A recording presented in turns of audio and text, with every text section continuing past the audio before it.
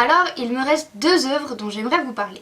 Le truc étant, c'est que quand je vais vous en parler, je vais aussi vous parler du point final de cette vidéo. Donc je vais essayer de tout faire en même temps sans m'embrouiller les pinceaux, mais ça va être assez compliqué. Je ne sais même pas par lequel commencer. Il me reste à vous parler de... Ah, commençons par lui parce que je déteste les gens qui se trompent dans la façon de le prononcer. Ça, c'est pas XXX Olic. On soit bien d'accord. Clamp l'a expliqué plein de fois. C'est Cross Olic, ok? Ne me dites pas XXX. C'est cross. C'est pas un truc de boule, c'est pas un truc X, hein. Non. Bah, ça m'énerve un petit peu parce que c'est souvent que j'entends oh, moi j'aime beaucoup XXX Olic. Et tu... Hein? C'est cross. C'est cross. Bref, donc Cross Olic. Ouais. Cross Olic. Toute l'envergure, toute la grandeur de l'œuvre de Clamp prend sens dans Cross Olic et dans Tsubasa Reservoir Chronicle. Le plus gros spoil de cette vidéo va être sur Tsubasa Reservoir Chronicle, donc vraiment, à moins que vous l'ayez lu ou à moins que vous n'ayez aucune intention de le lire, à ce moment-là, bah écoutez l'histoire, mais autrement vraiment je vous invite vraiment à ne pas écouter ce que je vais raconter. Je sais que ça peut paraître bizarre, mais à moins que vous l'ayez lu, mais putain, c'est là où on se rend compte à quel point elles sont badass quand même. Enfin bon. Cross Olic donc, c'est l'histoire de Watanuki, un jeune homme qui peut voir les fantômes, enfin les gens morts, et du coup ça lui pourrit un petit peu la vie. Vous admettrez que c'est pas forcément simple de tomber sur des yokai à n'importe quel moment. On est quand même dans un postulat très ésotérique dans ce livre-là, il y a rien de rationnel. Alors, oui, je suis d'accord, dans Sakura il n'y a rien de rationnel non plus, soyons bien d'accord, mais elle vit quand même dans un monde normal, elle va à l'école, etc. Là c'est vraiment what the fuckesque. Juste pour vous montrer un peu les yokai qui voient. De la belle bête, non? C'est méchant là. Bref, un jour il se retrouve attiré, sans savoir pourquoi, dans une espèce de maison très étrange. Et il y a une espèce de femme, très étrange elle aussi, qui s'appelle Yuko. Et Yuko lui dit, je peux exaucer le moindre de tes souhaits.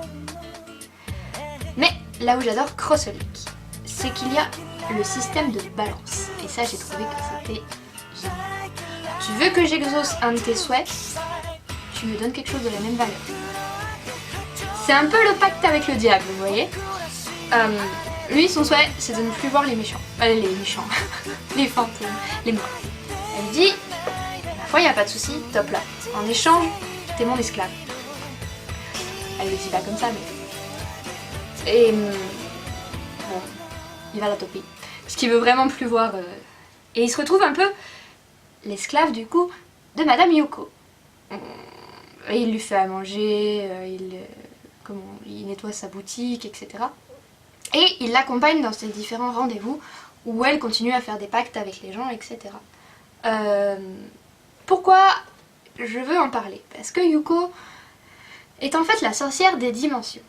Et c'est là où on va parler de ce que je préfère chez Clamp. Toutes les œuvres de Clamp sont liées entre elles. Toutes, sans exception. Ça peut paraître bizarre, parce que ce sont des histoires qui ne se passent pas au même moment, ce sont des histoires qui ne se passent pas dans les mêmes univers, et c'est dans Cross Olic que tout prend son sens.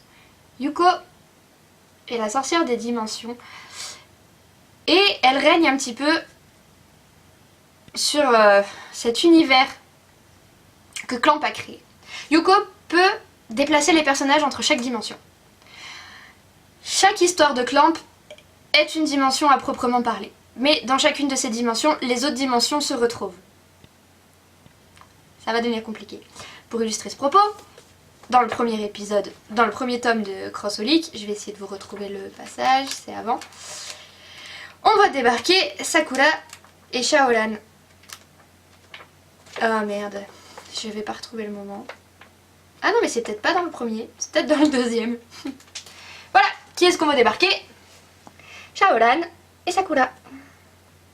Exactement de la même façon qu'ils débarquent dans Tsubasa Reservoir Chronicle. C'est génialement orchestré. Dans Cross Olic, Yuko est aidée de 2 jumelles qui ressemblent, à s'y méprendre, de Chibitsu. Il n'y a que Kobato qui est un petit peu en dehors de ce...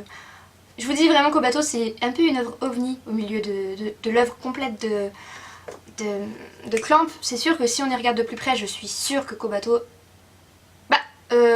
Oui, non bah en fait j'ai rien dit. Parce que dans Chobitsu on voit Fujimoto-san, donc non, tout est vraiment lié. Alors bien sûr ils ne s'appellent pas pareil, ils ne font pas les mêmes métiers. Dans Tsubasa Reservoir Chronicle, il y a donc la sorcière des dimensions, notre Yuko. Et il y a la sorcière d'une encore autre dimension qui n'est autre que Tiffany, la meilleure amie de Sakura dans Sakura Card Captor. Mokona Modoki est présent à la fois dans Crosolic et à la fois dans Tsubasa Reservoir Chronicle. C'est le miroir interdimensionnel. Et c'est en ça que c'est super intéressant parce que Mokona, je vous l'ai dit, c'est la dessinatrice. Et la dessinatrice a décidé d'être en fait le miroir comment j'ai dit? Je sais plus ce que j'ai dit. Enfin, entre les dimensions interdimensionnelles, j'ai chaud. Voilà, elle a décidé d'être le miroir interdimensionnel de ses œuvres. Et je trouve que c'est franchement dans l'idée super sympa. Vraiment, je vous invite à lire en fait toutes les œuvres de Clamp. L'intérêt est là, c'est parce que quand vous allez en lire une, bah, vous n'allez pas voir en quoi ça rappelle les autres. Mais à partir du moment où vous allez en lire une deuxième, vous allez dire ah mais ce personnage là, je le connais. C'est quand même super intéressant de voir à quel point tout est lié. Et là où on se rend compte du génie du truc, c'est quand on lit Tsubasa Reservoir Chronicle. Moi, j'ai lu en croyant que c'était la suite de Sakura Card Captor. Parce que c'est Shaolan et c'est Sakura, vraiment. Sauf qu'ils sont dans un autre univers. Sakura est princesse d'un royaume, Shaolan est fils d'archéologue. Bon, ils ont grandi ensemble, ils s'aiment, on sait qu'ils sont amoureux l'un de l'autre, il y a des liens très forts entre eux. Mais arrive un méchant sorcier qui tape Sakura, il est pas gentil. Et elle perd tous ses souvenirs. Tous ses souvenirs s'envolent sous forme de plumes et en fait se dispersent dans toutes les dimensions de Clamp. Et c'est en ça que Tsubasa Reservoir Chronicle est juste génial. En fait, on te montre à quel point tout l'univers de Clamp est lié. On t'emmène dans tous les univers. Elles vont rencontrer les filles de Chobitsu, elles vont rencontrer leur alter ego, mais ça justement c'est le spoil donc on en parlera plus tard. Elles vont rencontrer les filles de Kobato, elles vont rencontrer Yuko. Vraiment c'est là où on prend en compte le génie quand même de ces 4 nanas. On va passer au spoil. Donc je suis désolée, ça va être du gros spoil bien sale. Si vous ne voulez pas l'écouter, comme je l'ai dit, je vous invite à ne pas l'écouter si vous n'avez pas regardé ou si vous avez l'intention de le regarder ou de le lire. L'anime est très bien d'ailleurs. Il est vraiment très bien, donc même l'anime vaut vraiment son pesant de cacahuètes. Donc sinon téléportez-vous là. J'attends que vous soyez téléportés. Non vraiment, j'ai vraiment pas envie de vous spoiler une œuvre comme ça, mais en même temps j'ai envie d'en parler avec ceux qui seraient au courant. Donc voilà. J'espère que vous êtes partis. Ainsi donc, on va faire du gros spoil bien sale. Là où on prend tout le génie de Clamp dans la gueule, c'est quand on comprend enfin à la fin de Tsubasa Reservoir Chronicle pourquoi ils sont... Je sais pas comment vous expliquer. Dans chacun des univers, il existe les autres personnages des autres univers mais sous une autre identité. Or là, c'est bien Sakura et Shaolan, c'est pas une autre identité. Sakura ayant perdu ses pouvoirs, elle va pas se souvenir qu'elle est amoureuse de Shaolan tout le long de Tsubasa Reservoir Chronicle et à la fin elle va plus ou moins en retomber amoureuse. Et là on revient... J'ai cassé ma lampe. Et là on revient dans les sous-jacents sexuels de Clamp. Elle retombe amoureuse de Shaolan, il se téléporte dans la dernière des dimensions. Et dans la dernière des dimensions, il se rend compte que eux deux ne font pas partie de la même dimension, que Shaolan fait bien partie de la dimension de Tsubasa Reservoir Chronicle, mais que Sakura fait partie d'une autre dimension et que dans cette autre dimension, elle est la mère de Shaolan. Vous sentez le mindfuck là? Vous sentez à quel point ça fait mal? Elle se rend compte qu'elle est sa mère, donc du coup bah, elle risque pas de pouvoir... Enfin voilà quoi. Donc du coup elle va renier ses sentiments, et c'est comme ça que va finir Tsubasa Reservoir Chronicle. Merde. Merde. Moi à la fin de Card Captor Sakura, on me fait croire qu'elle va vivre une belle histoire avec son Lionel, enfin Shaolan, enfin ils ont tous plein de noms dans toutes les histoires, mais merde. Et en fait non, c'est sa mère, c'est dégueulasse. Même dans Sakura Card Captor, c'est sa mère en fait. Ah oui c'est compliqué parce que du coup ils ont le même âge, mais dans une autre dimension ils ont pas le même âge, enfin bon bref. C'est sa mère.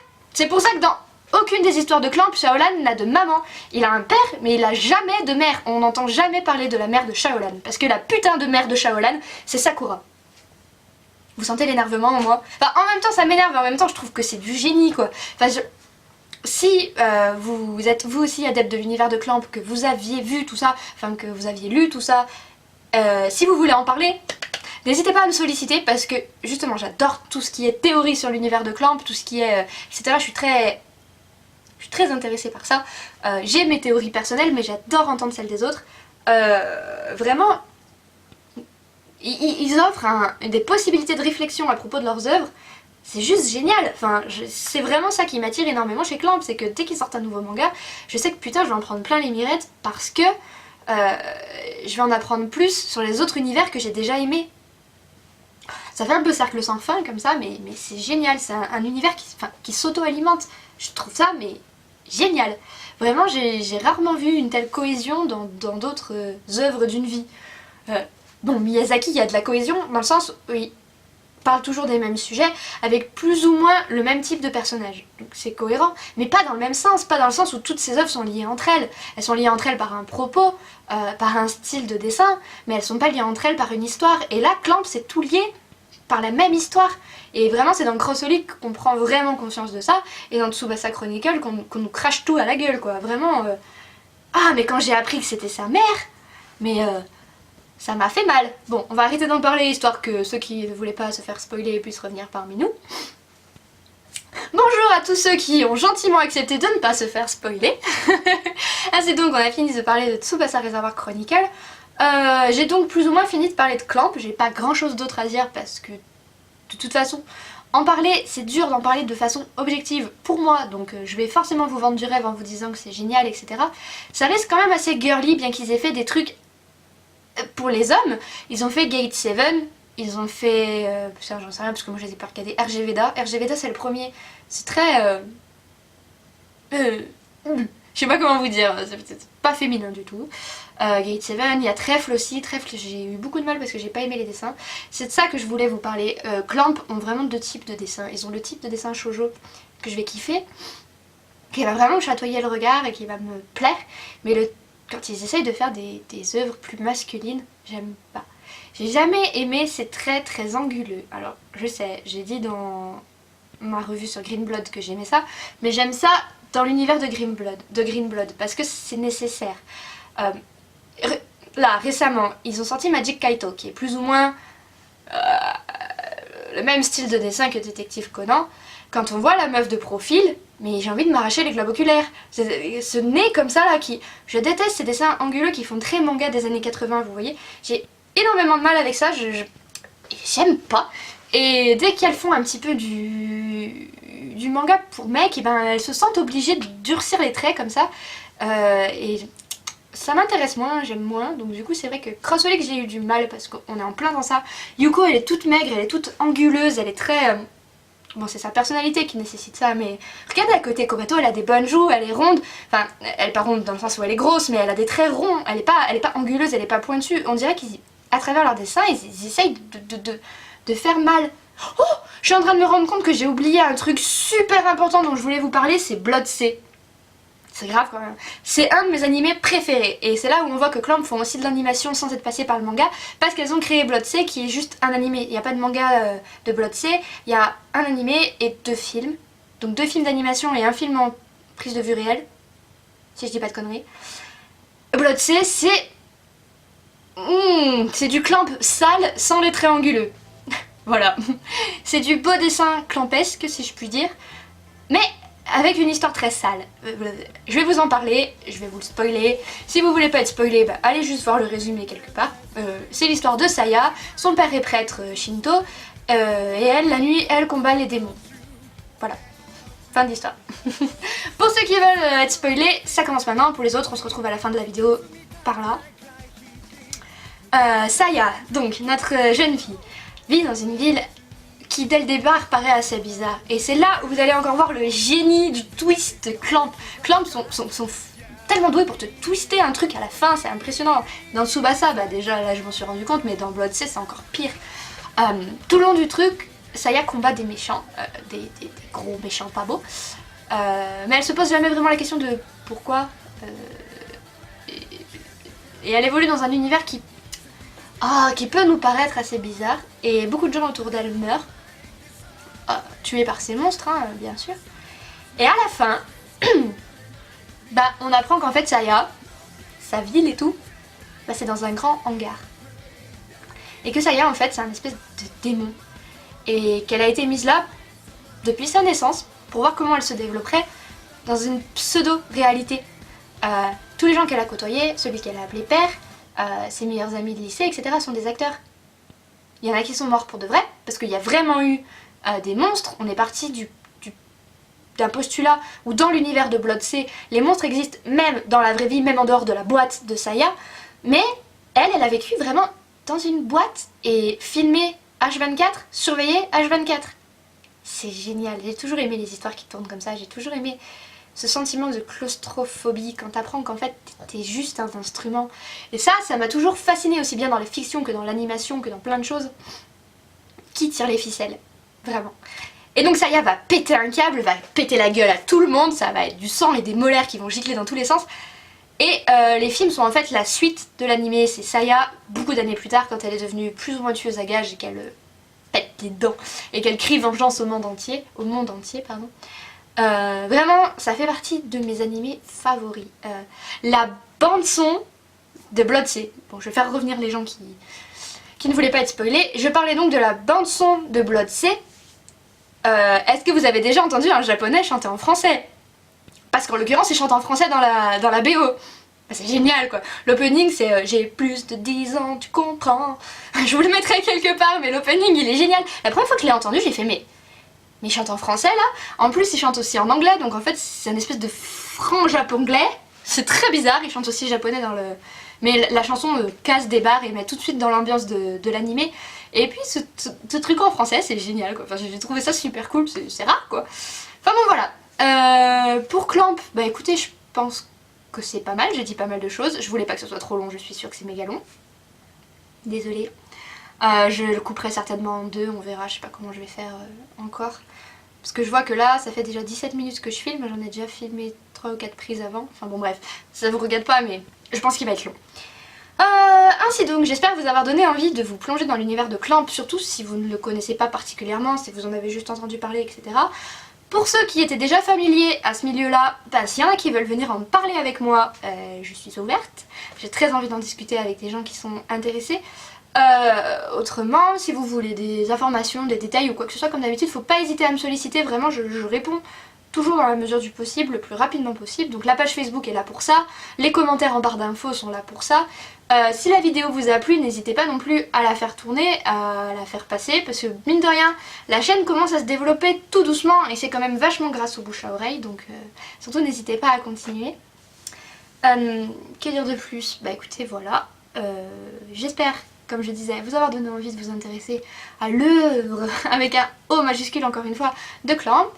En attendant, eh bien, portez-vous bien comme d'habitude. Moi, je vous retrouverai très bientôt et on fera sûrement une revue culturelle parce que là, c'est vrai que je suis dans ma période animée, je suis en train d'en manger beaucoup et que je vis que pour ça.